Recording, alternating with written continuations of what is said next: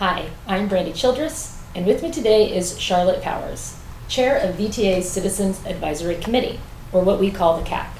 Now, the CAC is one of 5 advisory committees for the VTA Board of Directors, and today we are going to talk about the CAC's role in the 2000 Measure A program and how they provide oversight for that program. But before we get into that, I'd like to talk with Charlotte a little bit about her background in transportation planning. Welcome. Thank you, Brandy. Thanks for asking me today. Mm-hmm. Yes, I have been involved in transportation for a number of years. I was a former member of the San Jose City Council when the VTA was authorized to become an independent agency, and I was on that first board. And I've been chair of the board at one time and served all the 8 years I was on the City Council. Then took a little hiatus so I could be retired, and now I'm back as chair of the Citizens Advisory Committee and loving every bit of it. I just love transportation. Well, we love your commitment to transportation, and we thank you. Thank you. What is CAC and the role it plays for VTA? The Citizens Advisory Committee, or CAC, was established by the Board of Directors of the VTA and is composed of 17 individuals that represent organizations throughout the county, such as labor, the chambers of commerce, the home builders association, the commercial management, and other organizations, bicyclists, pedestrians, and we listen to reports and issues that come before our committee, and we make recommendations to the board. Once a month I go to the board, and if there is some action item that we believe needs to be addressed, given to the board, we address the board with our recommendation on that item. Great. Back in November 2000, the voters of Santa Clara County passed a ballot measure that dedicated a half-cent sales tax over the next 30 years to a very specific set of transit projects that would be funded by that half-cent sales tax, known as 2000 Measure A. How was CAC involved in that major initiative? A part of the Measure A also requires an audit committee to see if expenditures are being made in accordance with the terms and the projects that are listed in Measure A.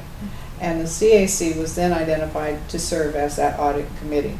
So we are responsible for seeing that the Measure A projects are on target and the money is being spent in accordance with the terms of the measure.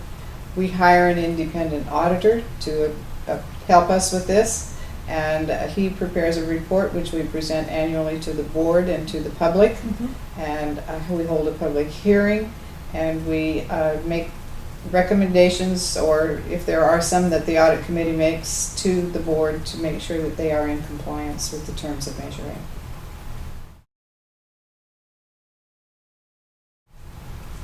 So how does the CAC monitor the progress on delivering these projects and ensure that the money is being spent correctly?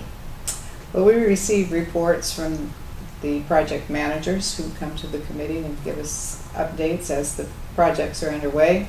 We take tours. We've visited several of the sites, especially BART, to see how the initial steps are being taken to start the construction of BART. We hire the auditor, as we said before, and we hold public hearings, and we make reports to the board and recommendations to the board on as we see the progress being made. In addition, the CAC members are actively involved in the community. We attend public hearings where the issues are brought to the public's attention as they are being developed, and we also go to Senate hearings and other areas of funding and follow legislation that has an impact on Measure A. We like to share all the information that we have with our constituent groups as well. We do take them back to them, and so that they have a broader range of input from their own constituent groups to bring to the committee.